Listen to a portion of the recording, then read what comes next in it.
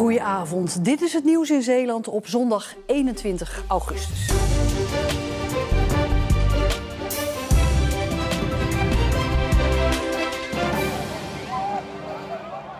Na afloop van het voetbalduel tussen Rijnvogels en Hoek liep het zaterdagmiddag in Katwijk uit de hand. Een deel van de aanhang van Hoek raakte slaags met supporters van de thuisploeg. Dat gebeurde bij het verlaten van het sportpark. Hoek begon gisteren met een 1-0 nederlaag aan een nieuw competitieseizoen. De politie laat weten dat er vooralsnog geen aangiftes zijn gedaan. Ook zijn er geen aanhoudingen verricht. Boeren lopen veel inkomsten mis door hogere kosten. Vanwege de hoge graanprijzen zou je denken dat de Zeeuwse boeren nu juist binnenlopen. Maar niets is minder waar. De oorlog in Oekraïne, die de graanprijs opdrijft, zorgt er ook voor dat boeren veel meer kwijt zijn aan bijvoorbeeld kunstmest. Ja, een kilo kunstmest kostte zeg maar vorig jaar ongeveer een kwartje.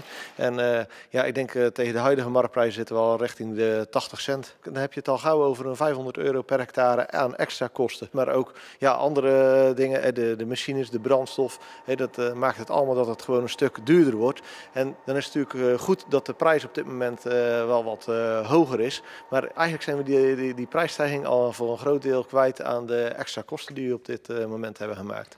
Het is voor de Zeeuwse boeren al met al een bijzonder jaar. Normale jaren bestaan eigenlijk al niet meer, zeggen we de laatste tijd wel eens. Maar ja, dit is toch ook weer, het lijkt wel elk jaar weer gekker te worden. En zeker deze, door echt die kostenstijging, dat is wel het meest bijzondere. Dat hebben we nog nooit in ieder geval in mijn boerenbestaan heb ik dat nog nooit meegemaakt, zo'n gigantische stijging.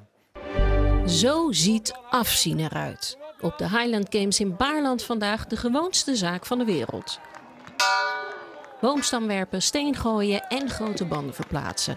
Het zijn maar een paar van de onderdelen waarmee de krachten worden gemeten. Er doen 14 teams mee dit jaar. Mannen en vrouwen.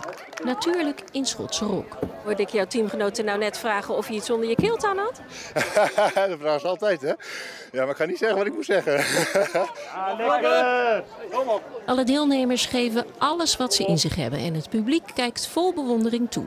Hoe ze dat volhouden, zo dat is een inspanning en ik vind het fantastisch dat ze dat kunnen. Goed zo! En nu door! Als er een prijs wordt uitgereikt voor het aanmoedigen vandaag, dan denk ik dat hij naar jou toe gaat.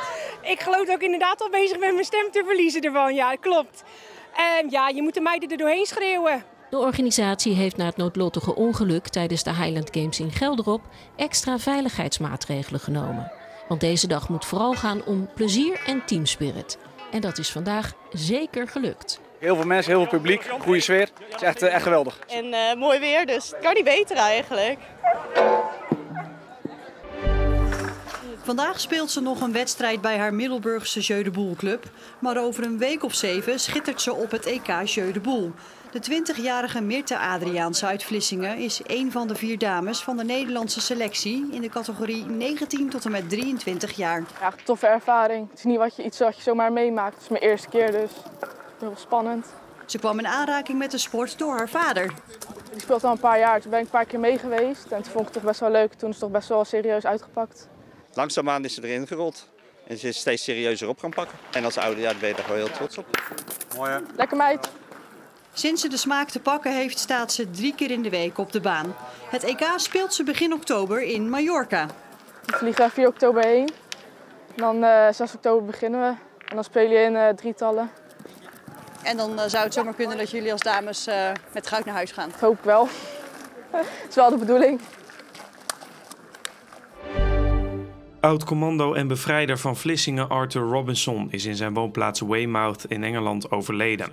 Robinson landde op 1 november 1944 als een van de eerste op het strand van Vlissingen, waarna de bevrijding begon.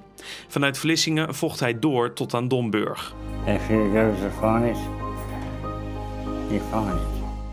Na de oorlog kwam Arthur Robinson meerdere keren terug naar Walcheren. Hij is 98 jaar geworden.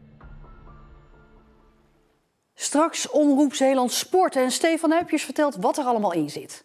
Zometeen in Omroep Zeeland Sport aandacht voor de Scheldebeker 2022, de zwemwedstrijd tussen Vlissingen en Breskens. En verder in de uitzending aandacht voor de start van de competitie in het amateurvoetbal.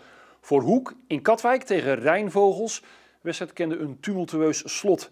En verder aandacht voor de atletiek driedaagse in Vlissingen. En aandacht voor het EK Mountainbike in Duitsland, in München, met de uit Zierikzee afkomstige Anne Terpstra. Tot zo.